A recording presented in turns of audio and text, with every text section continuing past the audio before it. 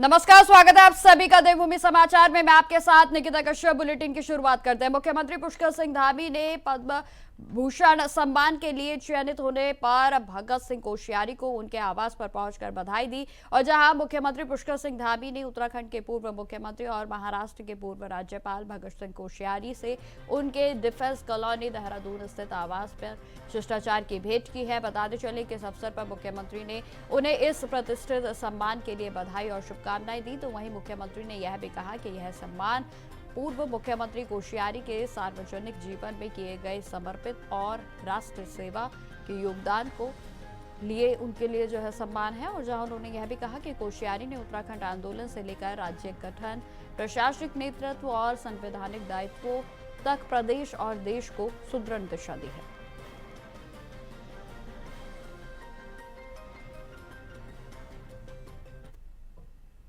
मुख्यमंत्री पुष्कर सिंह धामी ने पूर्व मुख्यमंत्री हरीश रावत से देहरादून स्थित उनके डिफेंस कॉलोनी आवास पर शिष्टाचार की भेंट की और उनकी कुशलक्षेम जानी। जहां आपको बताते चले कि इस दौरान मुख्यमंत्री पुष्कर सिंह धामी ने हरीश रावत के स्वास्थ्य और दीर्घायु के जीवन की कामना की है। जहां उन्होंने मुख्यमंत्री ने अपनी ओर से एक विशेष रूप से अपने खेत में ही उत्पादित चावल रावत को भेंट किए। और जहां उन्होंने उत्तराखंड की कृषि परंपरा और स्थानीय उत्पादों के प्रति सम्मान को का प्रतीक यह बताया है। तो वहीं आपको यह भी जानकारी देते चले कि हरीश रावत ने मुख्यमंत्री पुष्कर सिंह धामी के इस आत्मीय भेंट के लिए आभार को व्यक्त करते हुए इसे राजनीति में आपसी सम्मान और सद्भाव का सुंदर उदाहरण बताया।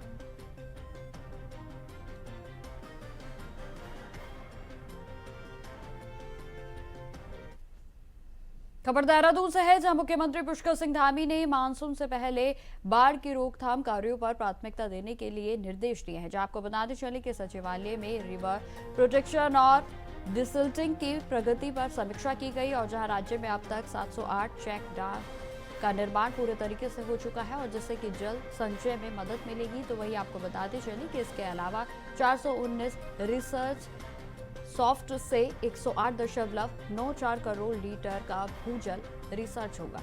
जहां पर आपको बताते चले कि रिचार्ज इस भूमि जल को किया जाएगा। और कैंपा योजना के तहत भी 247 जल धाराओं का उपचार किया जा रहा है। और जहां वन क्षेत्रों के अतिक्रमण को हटाने और फायर लाइन सफाई पर भी विशेष ध्यान दिया जा रहा है।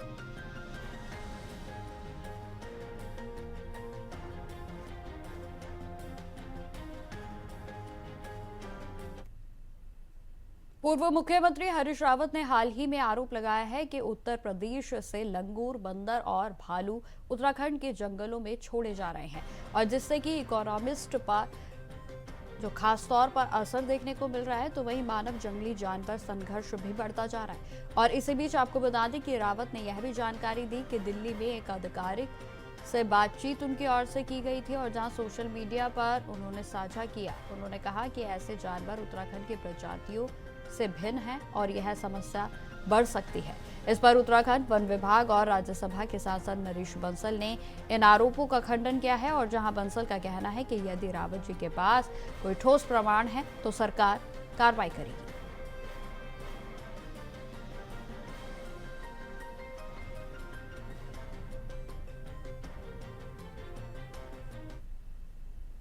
ये मुझे पहले भी इसकी हमने 2015-16 में बहुत चेक पॉइंट बनाए थे, जिससे उस समय केवल बंदर, लंगूर और ये आवारा पशु यहाँ डाले जाते थे, भेजे जाते थे।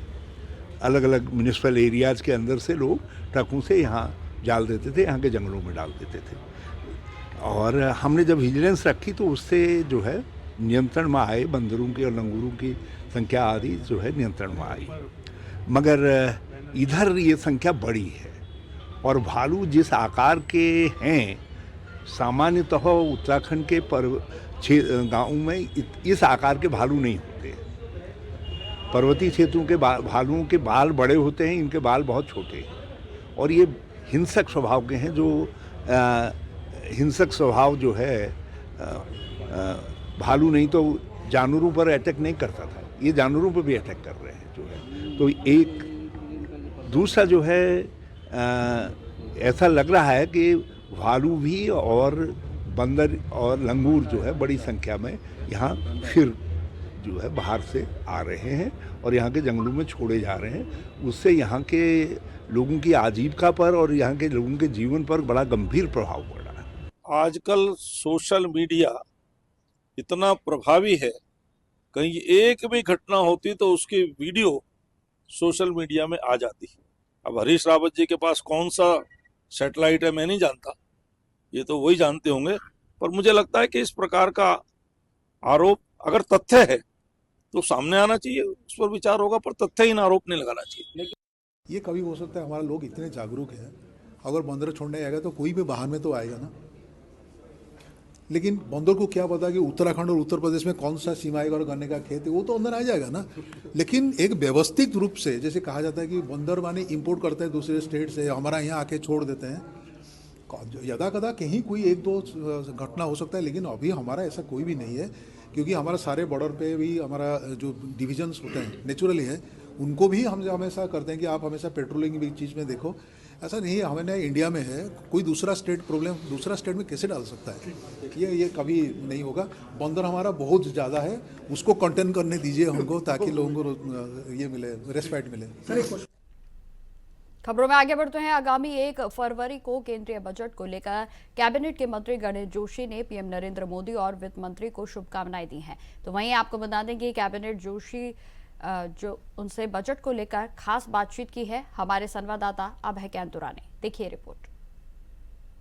कैबिनेट मंत्री गणेश जोशी जी उनसे बातचीत करते हैं। सर, केंद्र सरकार का बजट आने वाला है, आपके पास भी महत्वपूर्ण विभाग है, कृषि विभाग का, ग्रामीण विकास का, और इस बार भी उम्मीद ये कर सकते हैं कि केंद्र के बजट में उन सब चीजों को लेकर प्रावधान होगा। क्या कुछ उम्मीद आप रख रहे हैं? देखिए, माननीय प्रधानमंत्री जी का उत्तराखंड से विशेष लगाव है और हर बजट में उत्तराखंड को कुछ अलग से दिया, चाहे कृषि का क्षेत्र हो, चाहे रोड कनेक्टिविटी की बात हो। प्रधानमंत्री ग्राम सड़क योजना के माध्यम से हर गांव को जोड़ा जा रहा है, चाहे इंफ्रास्ट्रक्चर की बात हो, स्किल डेवलपमेंट की बात हो। और मैं कहना चाहता हूँ बजट आम जनता का बजट होगा। रक्षा के क्षेत्र में, क्योंकि उत्तराखंड एक सैनिक बहुल प्रदेश है, रक्षा के बजट में एक बहुत बड़ी वृद्धि होने जा रही है। इसके लिए मैं माननीय प्रधानमंत्री जी को, माननीय वित्त मंत्री जी को विशेष आभार व्यक्त करता हूं कि आम जनभावना के अनुरूप बजट आने वाला है, ऐसी हमारी उपास। सर, उत्तराखंड वालों को बहुत उम्मीदें रहती है, चाहे वो रेल को लेकर हो या फिर कृषि सेक्टर को लेकर हो। कुछ इस बार कुछ बड़ी चीजें हमें कुछ रेलें हमारे को मिलेंगी और हवाई सेवाओं का जो विस्तार हो रहा है। अभी माननीय मुख्यमंत्री जब दिल्ली गए थे तो केंद्र मंत्री ने स्पष्ट किया था, तो आज एयर कनेक्टिविटी के क्षेत्र में हमारा प्रदेश अन्य हमारी राज्यों सबसे आगे है। इसके लिए मैं केंद्रीय मंत्रिमंडल को, माननीय प्रधानमंत्री जी को, वित्त मंत्री जी को बधाई देता हूं, शुभकामनाएं। थैंक यू सर बातचीत करने के लिए। कैबिनेट मंत्री गणेश जोशी जी ने कहा है कि उत्तराखंड के लिए हमेशा ही प्रधानमंत्री का जो बजट होता है वह हितकारी होता है, लाभकारी होता है। इस बार भी उम्मीद है कि इस बार भी उत्तराखंड को कुछ बड़ी सौगातें इस केंद्र के आम बजट पर मिल सकती है, जिससे उत्तराखंड राज्य का विकास की रफ्तार और तेज हो सकती है। कैमरामैन सुना चाहता अभय कैंतुरा, इंडिया वाइड, देहरादून। खबरों में आगे बढ़ते हैं। प्रयागराज घटनाक्रम के बाद शंकराचार्य स्वामी श्री मुक्तेश्वरानंद सरस्वती महाराज को लेकर चल रहे विवाद अब नए मोड़ पर पहुंचता दिख रहा है। जहां प्रयागराज से काशी पहुंचे शंकराचार्य ने उत्तर प्रदेश की योगी सरकार को 40 दिनों का अल्टीमेटम देते हुए अपनी मांगें सामने रखी। और इसी बीच अब उत्तराखंड के बद्रीनाथ धाम से जुड़ा एक बड़ा धार्मिक संकेत भी सामने आया है, जिसे मौजूदा विवाद के संदर्भ में अहम माना जा रहा है। बताते चले कि श्री बद्रीनाथ धाम के पुजारी समुदाय की शीर्ष संस्था श्री बद्रीनाथ डिमरी धार्मिक केंद्रीय पंचायत ने शंकराचार्य स्वामी अभिमुक्तेश्वरानंद को भगवान श्री बद्री विशाल के तेल कलश यानी कि गाड़ू घड़ा की ऋषिकेश से बद्रीनाथ धाम तक की यात्रा में शामिल होने का निमंत्रण भेजा गया है। जानकारी देते चले कि पंचायत के अध्यक्ष पंडित आशुतोष डिमरी की ओर से भेजा गया यह न्योता शंकराचार्य के रूप में संबोधित करते हुए दिया गया, और जहां धार्मिक जानकारों के मुताबिक गाड़ू घड़ा यात्रा बद्रीनाथ धाम की सबसे महत्वपूर्ण परंपराओं में से एक है। और ऐसे में इस निमंत्रण को शंकराचार्य पद को लेकर चल रहे विवादों के बीच एक मजबूत धार्मिक संदेश के तौर पर भी देखा जा रहा है।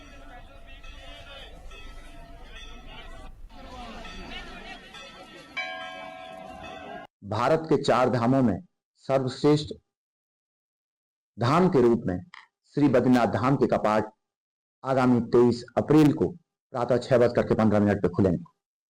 बसंत पंचमी के धार्मिक पावन पर्व पर नरेंद्र नगर स्थित टीरी नरेश के राज दरबार में भगवान श्री बद्री विशाल के कपाट खुलने की तिथि घोषित होने के साथ ही भगवान बद्री विशाल की नित्य प्रति महाभिषेक पूजा में प्रयुक्त होने वाले तिलों के तेल को पिरो करके गाड़ू घड़ा में रखने की तिथि भी घोषित हुई है। वह तिथि 7 अप्रैल है। 7 अप्रैल को विधि विधान के साथ पूजा अर्चना के साथ भगवान का गाड़ू घड़ा तेल कलश में तेल पिरो करके भरा जाएगा और 7 अप्रैल को रात्रि तक तेल कलश टीरी नरेश राज दरबार के यहाँ से प्रस्थान करके ऋषिकेश श्री बद्रीनाथ केदारनाथ मंदिर समिति के विश्राम गृह में पहुंचेगा।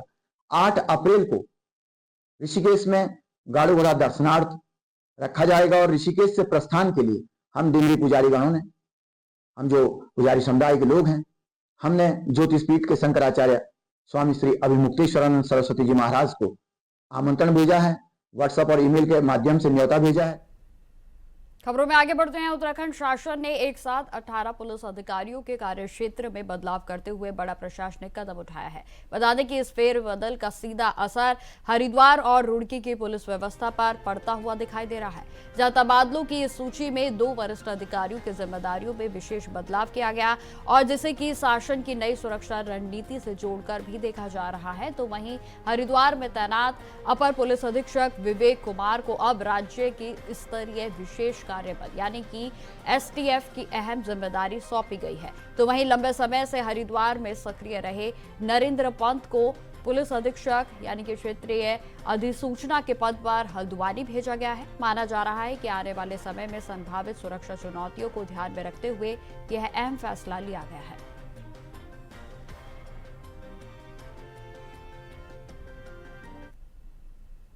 खबर हरिद्वार से है, जहां जिले में कानून व्यवस्था को मजबूत बनाए रखने के लिए जिला प्रशासन ने सख्त कदम उठाए हैं। बता दें कि जिला अधिकारी मयूर दीक्षित ने चेतावनी दी है कि जिनके पास व्यक्तिगत हथियार लाइसेंस है वे केवल आत्मरक्षा के लिए रखें, ना कि प्रदर्शन या फिर दुरुपयोग के लिए उनका इस्तेमाल किया जाए। उन्होंने यह भी कहा कि यदि किसी लाइसेंसी हथियार से अपराध या अराजकता फैलाने की कोशिश की जाती है तो उस व्यक्ति का लाइसेंस रद्द कर दिया जाएगा और एफआईआर भी दर्ज की जाएगी। और जहां प्रशासन के द्वारा हथियारों का सत्यापन अभियान चलाया जा रहा है, तो वहीं आपको यह भी जानकारी देते चले कि 2 या 2 से अधिक हथियार लाइसेंस रखने वालों को नोटिस भी जारी किए गए हैं और अधिकांश मामलों में लाइसेंस आत्मसमर्पण किए जा चुके हैं, तो वहीं शेष पर कार्रवाई जारी है।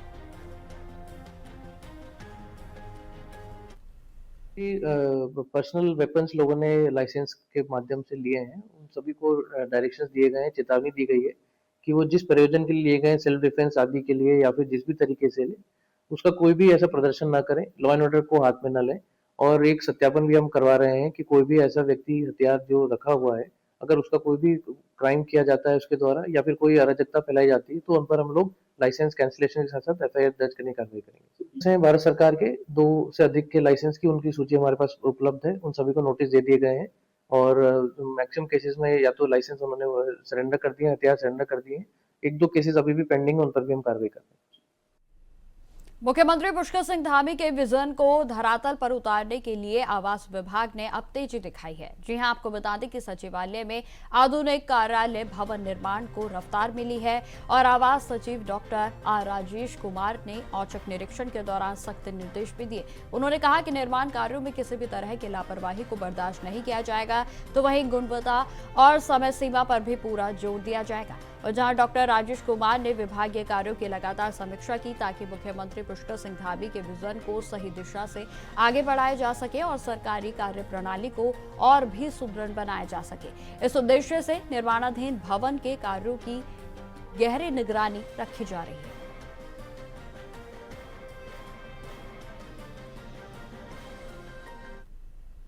खबरों में आगे बढ़ते हैं। अब खबर हरिद्वार से है, जहां ऐप पर आधारित बाइक टैक्सी सेवाओं को लेकर परिवहन विभाग ने सख्त रुख अपनाया है।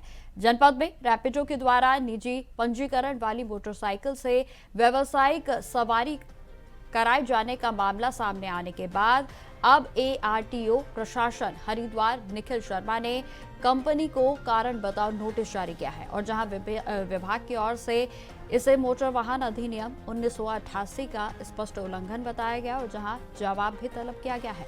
जानकारी के अनुसार 28 जनवरी 2026 को रैपिडो ऐप के माध्यम से बुक की गई एक राइड में बाइक आवंटित की गई जो कि जांच में प्राइवेट श्रेणी में पंजीकृत पाई गई है और इसके बावजूद इसका प्रयोग यात्री परिवहन के लिए किया जा रहा है और जहां नोटिस में कंपनी को 7 दिन के भीतर यह स्पष्ट करने को कहा गया है कि किस वैधानिक प्रावधान के तहत निजी वाहनों को प्लेटफॉर्म से जोड़ा गया है और जहां संतोषजनक जवाब न मिलने पर रैपिडो के खिलाफ विधिक कार्रवाई, अभियोजन और ऐप के संचालन पर प्रतिबंध की संस्तुति भी दी जा सकती है।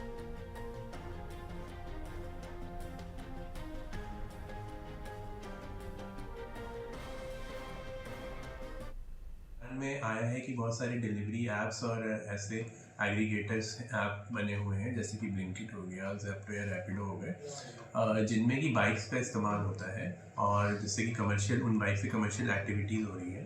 तो हमने इन कंपनीज़ को नोटिस दिया है, रैपिडो को नोटिस भेजा गया है कि क्यों ये जो है अपने ऐप में इस तरह की बाइक्स को ऑन बोर्ड कर रहे हैं जो कि प्राइवेट वाहन है।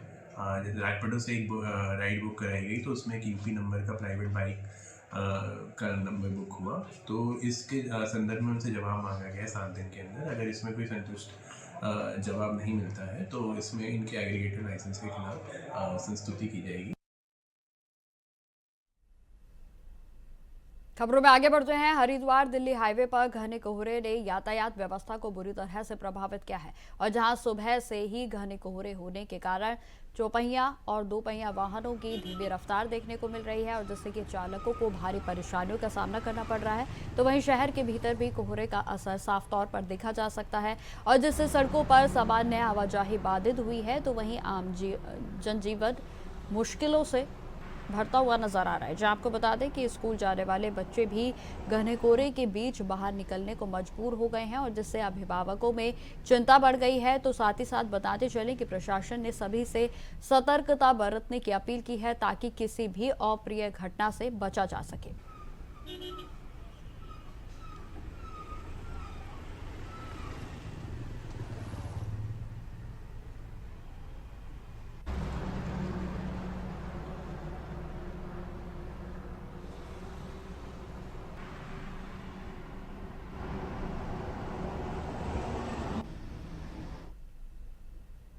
खबर रुड़की से है जहां माधोपुर हजरतपुर गांव में ग्राम पंचायत बैठक में ग्राम प्रधान पर लगे घोटालों को लेकर ग्रामीणों का गुस्सा फूट पड़ा है। जी आपको बताते चलें कि ग्रामीणों ने जांच प्रक्रिया पर सवाल उठाते हुए आरोप लगाए हैं कि केवल कागजों पर ही साइन कराए जा रहे हैं जबकि जमीनी हकीकत की जांच पूरे तरीके से होनी चाहिए और जो कि नहीं हो रही है। उनका कहना यह भी है कि यह पूरी प्रक्रिया ग्राम प्रधान को बचाने के लिए बनाई जा रही है और जहां आरोप है कि प्रधान ने विकास के कार्यों में अनियमितताएं की हैं और जहां ब्लॉक अधिकारियों से मिली भगत कर खुद को बचाने की कोशिश भी कर रहा है और जहां अधिकारियों ने समझाने का प्रयास किया लेकिन ग्रामीण निष्पक्ष जांच की मांग पर अड़े रहे। तो वहीं आपको यह भी जानकारी दे दें कि पुलिस को हंगामे के बीच सख्ती भी दिखानी पड़ी है। तो ये माधोपुर में हजरतपुर गांव का पूरा मामला बता रहे हैं आपको, जहां आपको बता दें कि ग्राम पंचायत बैठक के बाद ग्राम प्रधान पर घोटाले को लेकर तमाम आरोप लगे और जहां घोटाले को लेकर अब ग्रामीणों का गुस्सा भी फूटता हुआ नजर आ रहा है। तो माधोपुर हजरतपुर गांव में ग्राम पंचायत में बैठक हुई और जिसके बाद ग्रामीणों की ओर से तमाम शिकायतें दी गई हैं और जिसमें कि आपको यह भी जानकारी देते चलें कि घोटालों को लेकर अब ग्रामीणों का गुस्सा इलाके में फूटता हुआ नजर आ रहा है, जहां मामले में ग्रामीणों ने निष्पक्ष जांच की मांग की है।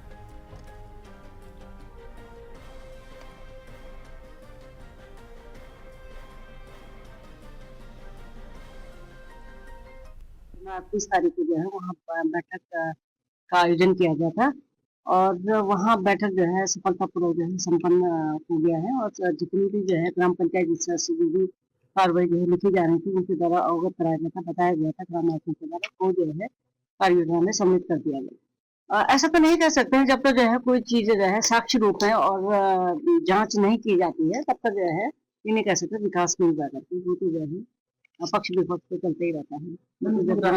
इससे पूर्व भी जो है कहीं पर जो है वहाँ माधोपुर का जो है जांच हुई है हमारे उच्च अधिकारियों के द्वारा हुई है और विकास मिनिस्टर से, लेकिन ऐसा नहीं पाया गया है। वहाँ पर यही है कि जांच जो है बिल्कुल निष्पक्ष रूप से हुआ है और काम जो है वहाँ दिखाई दिया। ऐसा जांच में जो है जांच अधिकारी को डाला गया। ये आज मीटिंग थी, ओपन मीटिंग, इसमें वो साइन कराए गए। अधिकतर साइन लगभग 200 साइन के करीब फर्जी हुई। बुरखा उड़गारी नहीं पता कौन क्या कर रहा क्या नहीं, ना बुरखा उनका हटा सको, जेंट्स कोई है ना उनको निशान लगे। इसमें देखो जी मिली भगत लग रही, ब्लॉक से भी पूरी सपोर्ट है, पूरी सपोर्ट है ब्लॉक से। इसमें आपका एडी पंचायत हो कोई भी हो, हम जाएंगे जिले पे जाएंगे, जहां तक हमारे से हो सके वहां से करेंगे। गांव हमारे साथ है, पूरा गांव खड़ा देख लो, सब बुरखे वाली आई और कोई नहीं आया। हम लगभग 8 महीने हो गए जांच चल रही है, उसके बाद बैठक नहीं हो पा रही, जिसमें लगभग 6-7 महीने से कॉलम नहीं पूरा हो पा रहा था। तो पिछली बैठक में हमें बताया गया था 1/5, उसमें 800 साइन चाहिए थे। आज सिक्रेटरी ने वो भी जो भी प्रधान से बात करी होगी 1/10 कर दिया उसमें 320 साइन लगभग 3.5 के करीब, तो 466 साइन करवा दिए। अगर हम लिखित में मांग रहे हैं तो लिखित में नहीं दे रहे, कहने मुझे राइट नहीं है, तो इन राइट बैठक करवाना कैसा है? किस तरह की जांच थी, क्या कोई घोटाले थे? क्या घोटाले तो लगभग करोड़ों रुपए घोटाले है। 8 महीने से जांच चल रही है, किसी कुछ जांच में दोषी भी पाया हुआ है, उसमें कार्रवाई हो रही, कोर्ट में डाल रखा हमने। क्योंकि इसमें अधिकारी जो है जेई हो गया और बीडीओ हो गया, मतलब अधिकारी साइन करके भेजते तो इतनी जल्दी तो कर नहीं सकते ना, वो तो आपको सबको पता है किस तरीके का घोटाला। खबरों में आगे बढ़ते हैं। अब खबर खटीमा से है, जहां क्षेत्र में एक भीषण सड़क हादसे में 3 युवकों की दर्दनाक मौत हो गई। आपको बता दें कि एक निजी स्कूल बस और बाइक की आमने सामने से टक्कर हो गई और जहां 3 लोगों की मौके पर ही दर्दनाक मौत हो गई है। तीनों युवक किसी काम से झनकट की ओर जा रहे थे और जहां यह हादसा हुआ तो वहीं बता दें कि टक्कर के बाद राहगीरों और पुलिस की सूझबूझ से सभी को अस्पताल में भर्ती कराया गया और जहां डॉक्टरों के द्वारा उन्हें मृत घोषित कर दिया गया। बताते चले कि घटना के बाद पूरे गांव में मातम पसर गया है, तो वहीं बस चालक फरार हो गया है और जहां पुलिस की ओर से मामले की जांच को शुरू कर दिया गया है। थाने पर सूचना प्राप्त हुई थी कि प्रतापपुर नंबर 9 में एक स्कूल बस से और एक मोटरसाइकिल का एक्सीडेंट हुआ है, जिसमें प्रतापपुर के रहने वाले 3 युवकों की मौत हो गई है। तो इस सूचना पर हम लोग यहाँ सरकारी हॉस्पिटल खटीमा में आए हैं, तो यहाँ पर डॉक्टरों से बातचीत के बाद हमको पता चला है कि भाई तीनों ही लोग मृत हो गए हैं। इसमें रिपोर्ट अभी प्राप्त नहीं हुई है, रिपोर्ट प्राप्त होने के बाद अग्रिम कानूनी कार्रवाई की जाएगी। जी, पहले 3 लोग आए थे जिसमें तीनों की मृत्यु अवस्था में ही लाए गए थे, जिनमें एक की उम्र लगभग 22 और बाकी दूसरे की 24 और 34 साल है। जब उनको लाया गया वो मृत अवस्था में थे। अभी हमने पुलिस को सूचना दे दी है, आगे की कार्रवाई करेंगे। 2 का नाम राजेश था और एक का नाम देवेंद्र था। तो फिलहाल मेरे साथ इस बुलेटिन में इतना ही। देश दुनिया की तमाम खबरों की जानकारी के लिए बने रहें हमारे साथ। नमस्कार।